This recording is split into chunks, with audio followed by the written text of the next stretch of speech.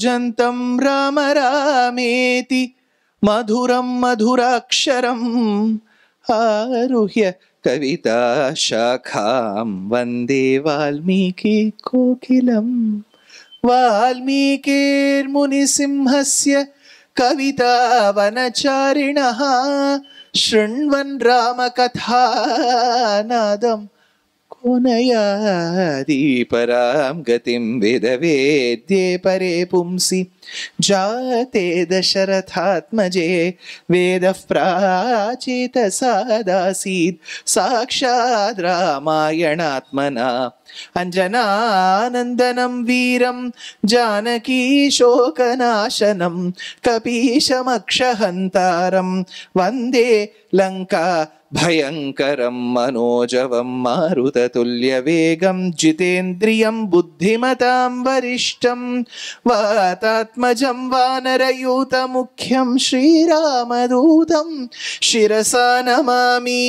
आञ्जनेयमदिपाटलाननं काञ्चनाद्रिकमनीय विग्रहं पारिजाततरुमूलवासिनं भावयामि पवमाननन्दनं यत्र यत्र रघुनाथकीर्तनं तत्र तत्र कृतमस्तकाञ्जलिं बाष्पवारि परिपूर्णलोचनं मारुतिं नमत राक्षसान्तकम्। नमः सदसे नमः सभायै। ஸ்ரீயப்பதியான பகவானுடைய பரமானுகிரக விசேஷத்தினால் கிட்டத்தட்ட இது 3வது வருஷமா அடியேன் இங்க உபன்யாசம் சொல்லின்னு வரேன். ஒரு வருடம் அடியேன் ஸ்ரீமத் ராமாயணத்தில் ரகசியங்கள் வித்யா சர்வாபி பாஹ்ய தியஜனமபி சகல சத்தர்ம ஆத்தியாத்மிகார்த்தாங்கிற அந்த வச்சனங்கள் பாஹ்யக்ஷேபகா கலார்த்தாங்கிற 18 ரகசிய விசேஷங்களை சொல்லக்கூடிய ஒரு வாய்ப்பு. இன்னொரு வருடம் ஸ்ரீ ராகவேந்திர தீர்த்தர் பணித்த ஸ்ரீ ராமசாரித்திர மஞ்சரியினுடைய ஒரு வைபவத்தை சொல்ல வேண்டும் என்கின்ற ஒரு ஆசை எழ சபையாரும் எனக்கு அனுமதி கொடுத்து சொல்ல சொன்னா. இந்த வருஷம் திருக்கோளூர் பெண் பிள்ளை ரகசியங்கள் சொல்ல வேண்டும் என்கின்ற ஒரு ஆக்ஞை பிறப்பிந்துள்ளது. நிறைய விஷயங்கள் கேட்டவாள்லாம் நீங்க இருக்கேள். உங்களுக்கு தெரியாதது இல்லை திருக்கோளூர் பெண் பிள்ளை ரகசியம். நிறைய பேர் மகான்கள்லாம் சொல்லி கேட்டிருக்கலாம். இதெல்லாம் 3 நாள்ல சொல்றதுங்கிறது கொஞ்சம் ஒரு பிரம்ம பிரயத்னம் தான். அது யார் அந்த திருக்கோளூர்? அது என்ன ஊரா? திருக்கோளூர்னு ஒரு ஊர் இருக்கே, திருக்குடந்தைன்னு ஒரு ஊர் இருக்கே, திருக்குழந்தைன்னு ஒரு ஊர் இருக்கே, எல்லாரும் வெவ்வேறா. அந்த திருக்கோளூர்ல ஒரு பெண் இருந்தாலே அவர் ரொம்ப மூத்தவளா சின்ன பிள்ளையா? பெண் பிள்ளைன்னு போட்டிருக்கே, பெண் அப்படின்னு போடலையா, பெண் பிள்ளைன்னு போட்டிருக்கு. அவ என்ன சாதாரணமா சொன்னது என்ன பெரிய ரகசியம் ஆயிடுத்தா? அது எத்தனை ரகசியங்கள் சொன்னா அப்படிங்கிறது தான் இன்றைய தினம் தொடங்கி கிட்டத்தட்ட ஒரு 6 மணி நேரம் நம்ம விசாரம் பண்ண வேண்டிய ஒரு விஷயம். 2 திவ்யதேசங்கள் அநேகம், நிறைய திவ்யதேசங்கள். நம் பெரியோர்கள் சொன்ன திவ்யதேசங்கள் அநேகமான திவ்யதேசங்கள் உண்டு.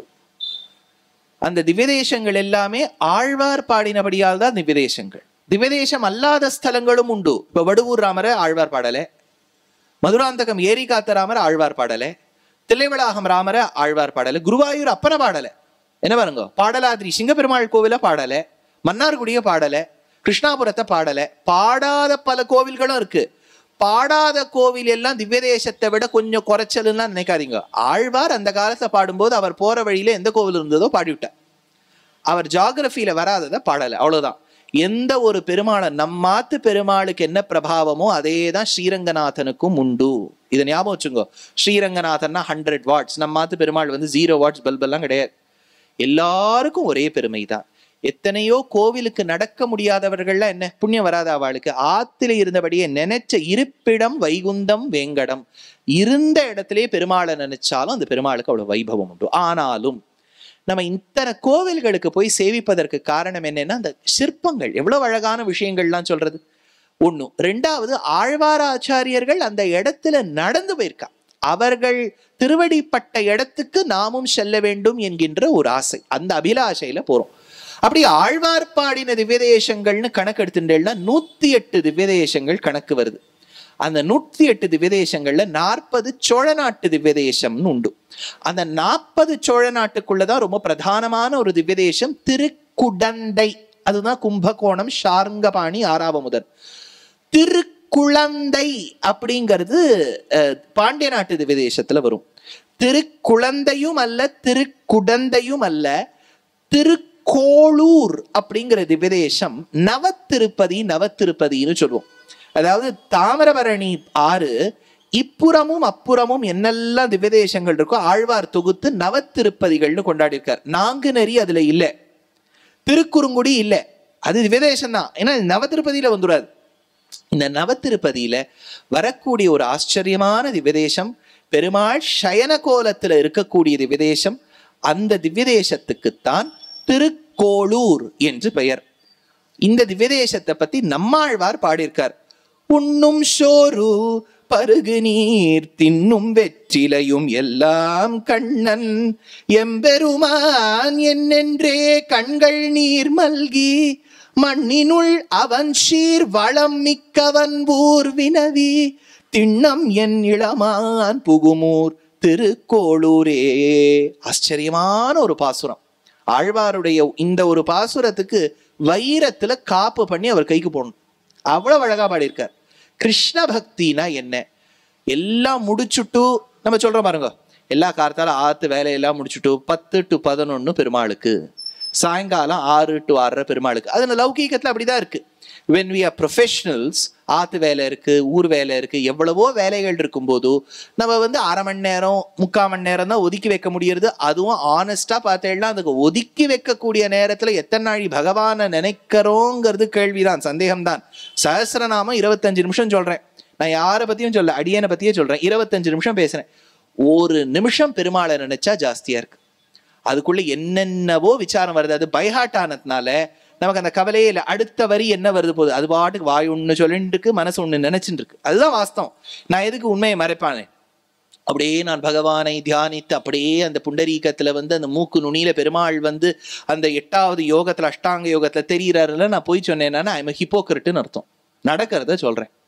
அப்படின்னா நம்ம ஒதுக்கி வைக்கிற நேரத்துல பகவானை நினைக்கிறதே கடினம்.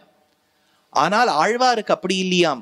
சாப்பிடுவது தூங்குவது எல்லாமே கிருஷ்ணர் தானா. உண்ணும் சோறும் பருகு நீர் தின்னும் வெற்றிலையும் எல்லாம் கண்ணன். அப்படின்னா அவர் உண்ணுவது கண்ணன், பருகுவது கண்ணன், தின்னுவது கண்ணன், எல்லாமே அவருக்கு கிருஷ்ணர் தான். கிருஷ்ணே பக்தி பிரஜாயதே ரிஷிம் ஜுஷாமஹே கிருஷ்ண திருஷ்ணா தத்துவமிவோத்திதம் சஹஸ்ர சாகாம் யோத்ராட்சீம் திராவிடீம் பிரம்ம சம்ஹிதாம் அப்படின்னு இந்த இடத்துல பாடியிருக்கார்.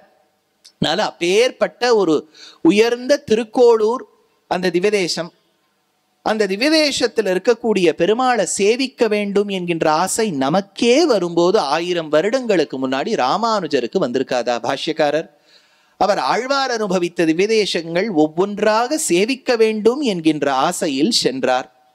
செல்லும் தருவாயில் அந்த ஊருக்குள்ள நுழையின. ஊர்னா ஒரு பெரிய ஊர் நினைக்காதீங்க, எங்கேயோ ஆரம்பிச்சு எங்கேயோ முடியறதில்ல. இந்த தெருவில் ஆரம்பிச்சு அடுத்த தெருவில் முடிஞ்சோன்னா இது 2 தெருவுக்கு நடுவில் ஒரு கோவில். இவர் ஊருக்குள்ள நுழையற அவ என்னன்னா நிமித்தம் என்னவோ சரியில்லைங்கிற மாதிரி ஒரு பொண்ணு அழுதுண்டே போகுது. இங்க யோசிச்சு பாருங்களேன், யாரோ உங்களை ஆத்துக்கு கூட்டிருக்கா, அவ ஆத்துக்கு போகும்போது எதேச்சியா நீங்க கதவை தட்டுறேன், அவ கதவை திறந்துருது, அந்த பொண்ணு ஓன்னு அழுதுன்னு இருக்கு. நமக்கே ஒரு சந்தேகம் வந்துடும், இப்போ போகலாமா வேண்டாமா, அடுத்தது நம்ம அழுவோமா? ஒரு பொண்ணு அழுதுன்னு இருக்கு, இப்போ அடுத்தது நம்ம இவா வீட்டுக்கு போற வேலை நம்ம தான் அழறும் போல இருக்குன்னு. நிமித்தம் சரியா இல்லை. பொதுவா அந்த காலத்தை நான் சொல்லுவேன், ஜோதிஷிகள் இருக்கு அந்த பாருங்க, ஜோதிஷம் பார்க்கக்கூடியவா, அவ எல்லாருமே நிமித்தம் பார்த்துட்டு தான் ஜோதிஷம் பாப்பா. நீங்க ஜாதகம் நீட்டினேன்னா உடனே ஜாதகத்தை எடுத்துக்க மாட்டா. பாப்பா எப்படி எல்லாம் இருக்கு, சுற்றுச்சூழல் எப்படி இருக்கு. இப்ப நம்ம போகும்போது பைப் உடஞ்சு கொடுத்தோம்னு வச்சுக்கோ, ஜோசியம் பார்க்க மாட்டா. என்னவோ சரியா இல்லை, அன்னைக்கு சரியா இல்லை, அந்த நேரம் சரியா இல்லை, அந்த நிமித்தத்தை பாப்பா பாருங்க. அதனால்தான் எப்பவுமே நல்லதே பேசும்பா. இப்ப இவர் ஊருக்குள்ள நுழையிறார், ஒரு பொண்ணு, சின்ன பொன் குழந்தை அழுதுண்டே போறது. அப்போ பாஷ்யக்காரர் ராமானுஜர் கேட்டாராம், எமக்கு புகுமூர் பெண்ணே உமக்கு போகுமூர் ஆயித்தே. நான் விரும்பி எங்கேந்தோ ஸ்ரீபெரும்புதூர்லேருந்து ஸ்ரீரங்கம் ஸ்ரீரங்கத்திலேருந்து நடந்து வைகையை தாண்டி, வைகையிலேருந்து தாமிரபரணியை தாண்டி இந்த திருக்கோளூர்ல பெருமாளை சேவிக்க வேண்டும் என்கின்ற தவம் பூண்டு இந்த கோவில் ஊருக்குள்ள கால் எடுத்து வைக்க வேண்டிய வேளை எமக்கு புகும் ஊர், நான் உள்ளுக்குள்ள நுழையணுங்கிற ஊர் உமக்கு போகும் ஊராயித்தே. எனக்கு உனக்கு இது போகும் ஊராயித்தே, நீ அழுதுண்டு போகக்கூடிய ஊரா இருக்கே. எமக்கு புகுமூர் உமக்கு போகுமூராயித்தே, நான் உள்ளுக்குள்ள போக வேண்டிய ஊர் நீ அழுதுண்டே போகக்கூடிய ஊரா போயிடுத்தேம்மா அப்படின்னு கேட்ட போது அந்த பொண்ணு என்ன சொல்லியிருக்கணும், எங்க அப்பா அடிச்சா, எங்க அம்மா அடிச்சா, ஏதோ ஒன்று சொல்லியிருக்கணும். அது இல்ல மாமா அப்படிங்கிறது. என்னம்மா, என்ன காரணத்தை சொல்லுன்னு இவர் கேட்டார். போச்சு. 81 வரிகள் அந்த பொண்ணு பேசிட்டு, 81 ஸ்டேட்மெண்ட்ஸ்.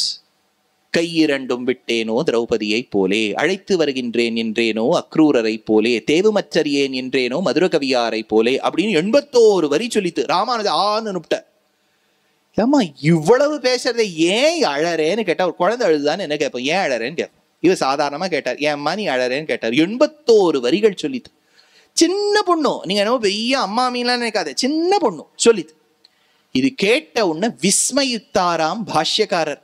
அம்மா, நான் ஒரு சாதாரணமா கேட்ட கேள்விக்கு நீ இவ்வளவு பதில் சொல்றியே. அந்த 81 வார்த்தையை சொல்லி முடிச்சுடுத்து. இப்ப நீங்க அசியூம் பண்ணீங்க 81 வார்த்தை சொல்லி முடிச்சுடுத்து.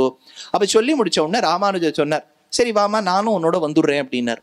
அந்த பொண்ணு கேட்டது, நீங்க என்னவோ சேவிக்கணும்னு வந்திருக்கள், நீங்க உள்ள போகாமல் எதுக்கு என்னோட வரேள்? இல்லம்மா, இந்த ஊர்ல பெருமாளை சேவிக்க முடியல, எனக்கு அந்த தகுதி இல்லைன்னு சொல்றதுக்கே 81 வரிகள் ஒருத்தர் சொன்னா, இந்த ஊர்ல பெருமாளை சேவிக்கணும்னு இருக்கக்கூடியவா எவ்வளவு பேசுவா, எனக்கு அவ்வளவுதான் சாமர்த்தியம் இருக்குமான்னு தெரியல, நான் வந்துடுறேனாராம். அப்ப அந்த பொண்ணு உடனே சொல்லித்தான், நீர்தான் ராமானுஜராக இருக்க வேண்டும் இவ்வளவு வினயத்தோடன்னு சொன்ன பிறகு இந்த அழகான ஒரு சம்வாதம் இந்த குழந்தைக்கும் பாஷ்யக்காரருக்கு. யோசிச்சு பாருங்க, யதிராஜர் அவர், யதிகளுக்கு ராஜா, ஊர் பேர் தெரியாது. இன்னைக்கும் அந்த பெண் பிள்ளை பேர் நமக்கு தெரியாது.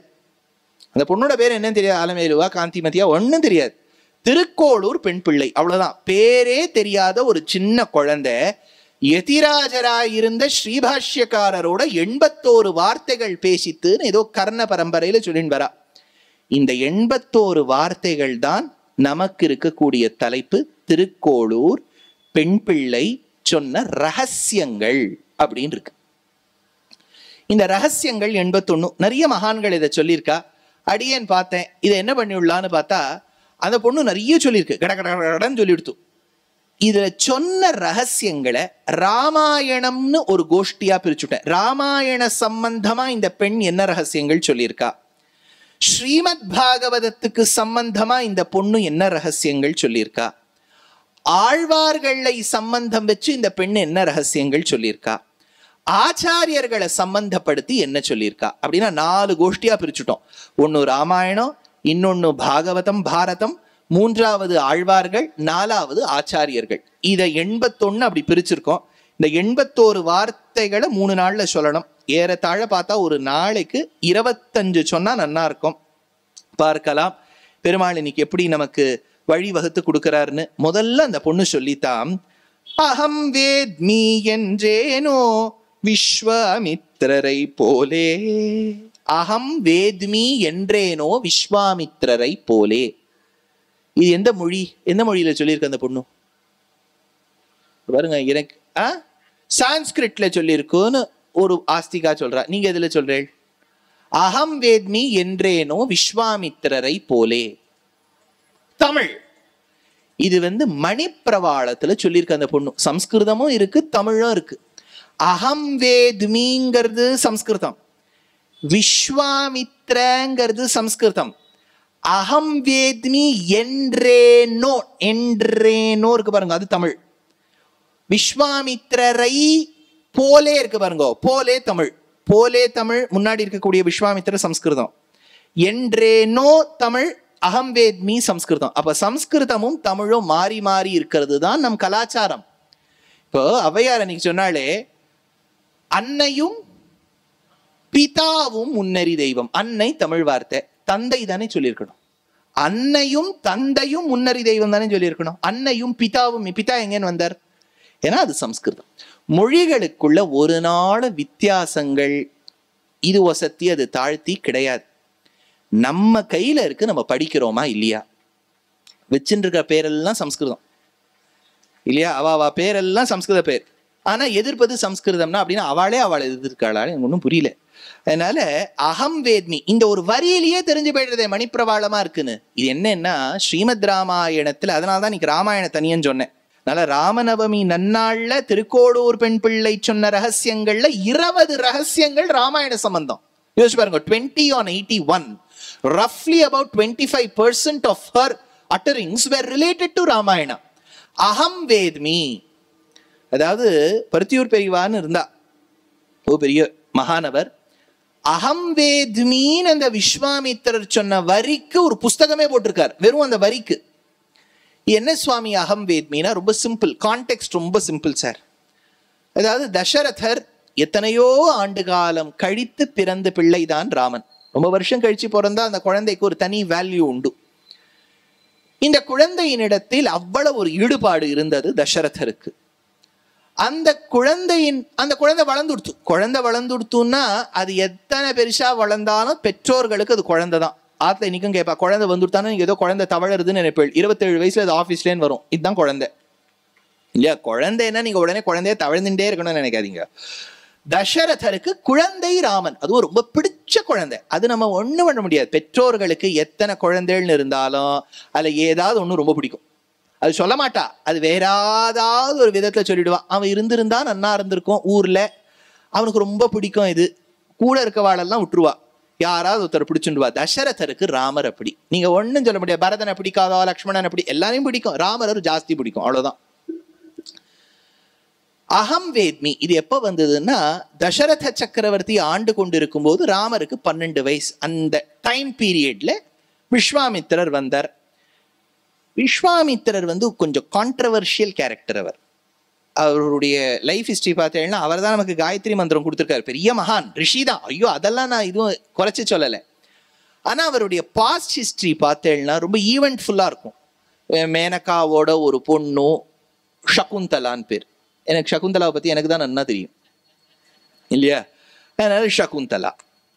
இப்படி பல பல விஷயங்கள். ரம்பாவுக்கு சாபம், அடுத்தது திரிசங்குக்கு ஸ்வர்க்கம் ஏத்துறேன்னு ஒரு விஷயம், நிறைய விஷயங்கள். வசிஷ்டரோட சண்டை, இவ 2 பேரும் ஒருத்தருக்கு ஒருத்தர், they will not meet eye to eye, நிறைய விஷயங்கள் இருக்கு. ஆனா நமக்கு காயத்ரி மந்திரத்துக்கு திரஷ்டாவா இருக்கக்கூடிய ரிஷி விஸ்வாமித்திரர். அதுக்கு நமக்கு பெரிய கிருத்தஜ்ஞதை அந்த மகரிஷிக்கு சொல்ல வேண்டும். இந்த மகரிஷி வந்தார். இந்த ரிஷி வந்தாலே கூடவே மீடியா வந்துடும், பாண்டே கீண்டே எல்லாரும் வந்துருவா. ஏதாவது ஒண்ணு சொல்லிடுவார் இந்த ரிஷி, அது பெரிய ஒரு டாபிக்கா ஓடும். இந்த ரிஷி வந்தார். ராஜாவும் அந்த மாதிரி அந்த காலத்து எலெக்ஷன் மேனிஃபெஸ்டோ மாதிரி ஒரு சத்தியம் பண்ணி கொடுத்துட்டார். நீ என்ன கேட்கறேன்னு கொடுத்துருவேன். அப்புறம் எலெக்ட் ஆன பிறகு யார் கேட்க போறா கேள்வி, நடத்துறோமோ இல்லையோ? அதனால இவர் பண்ணி கொடுத்துட்றேன்னு விட்டார். நீங்க என்ன கேட்கறீங்களோ. அவர் சிம்பிளா கேட்டுவிட்டார், எனக்கு ராமனை கொடு. யோ, ராமனை எதுக்கு சார் கொடுக்கணும்? நான் ஈண்டெடுத்த ஒரு செல்வம் அவன். இல்ல, நிறைய ராட்சசாலாம் எங்களை போட்டு படுத்துறா. மகம் யாகம் பண்ண முடியல எங்களால. யாகம் பண்ண முடியலேங்கிறச்ச ராமன் மாதிரி ஒரு வீரன் தான் எங்களுக்கு ரட்சகமா இருக்க முடியும். ஐயோ, சின்ன குழந்தை என்ன தச்சி மூச்சு ஆட்டுட்டு தூங்கிடும் அது ராத்திரி, அதை போய் கூப்பிடுறேளே அப்படின்னு சொன்ன பிறகு விஸ்வாமித்திரருக்கு கோபம் வந்துடுத்து. இந்த மாதிரிலாம் விஸ்வாமித்திரரை ஏமாத்தவே முடியாது. அவருக்கு கோபம் வந்தது. அவர் சொன்னார், எனக்கா தெரியாது உன் பிள்ளையின் பிரபாவம்? என்னவோ பெத்த அப்பா உனக்குத்தான் தெரியும் என்று நினைக்கின்றாய். அகம் வேத்மி மகாத்மானம் ராமம் சத்யபராக்கிரமம் காகபக்ஷதரம் வீரம் ஜேஷ்டம் மே தாதுமர்ஹசி. அகம் வேத்மி, எனக்கு தெரியும். அகம் வேத்மி, எனக்கு தெரியும். இந்த எனக்குன்னு அவர் மார்த்தட்டிக்கிறார் பாருங்க. மகரிஷி, பிரம்மரிஷி அவர். எனக்கு அப்படின்னு சொன்னா அதுல அவ்வளவு ஆழ்பொருள் இருக்கான். அகம் வேத்மி. இதுக்கு கோவிந்தராஜர், பெரியவாஞ்சான் பிள்ளை, அத்தனை பேரும் வியாக்கியானம் பண்ணியிருக்கா. என்ன சொல்றார் விஸ்வாமித்திரன்னு? தசரதா, வில்லும் அம்பும் ஏந்தி கொண்டிருக்கக்கூடிய க்ஷாத்திரம் படைத்த க்ஷத்ரியகான இருக்கக்கூடிய நீ அறிய மாட்டாய் உன் பிள்ளை யார் என்று. புல்லும் கையுமாய் கமண்டலுமாய் இருக்கக்கூடிய பிரம்மரிஷியான எனக்கு தெரியும் உன் பிள்ளை யார் என்று.